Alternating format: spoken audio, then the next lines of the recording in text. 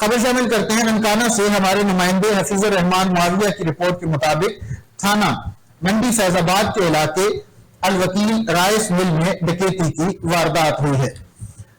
ننکانہ صاحب کے علاقے تھانہ منڈی فیض آباد میں الوکیل رائس مل میں ڈکیتی کی واردات 4 نامعلوم مسلح ڈاکوؤں نے جدید اسلحے سے لیس ہو کر زبردستی رائس مل میں داخل ہو کر عملے کو یرغمال بنا کر دفتر کے شیشے توڑ کر سیف میں پڑی ہوئی رقم 13,10,000 سمیت 3 موبائل فون اور ملازمین سے 50,000 کی نقدی چھین لی اور فرار ہو گئے۔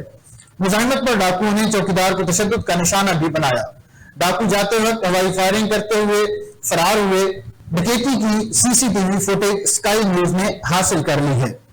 متاثرہ شخص نے مقدمے کے اندراج کے لیے درخواست متعلقہ پولیس اسٹیشن میں جمع کرا دی ہے۔ بڑھتی ہوئی وارداتوں کی وجہ سے تاجر پریشان ہیں۔ آئی جی پنجاب ڈاکٹر عثمان انور سے نوٹس لینے کا مطالبہ کیا ہے۔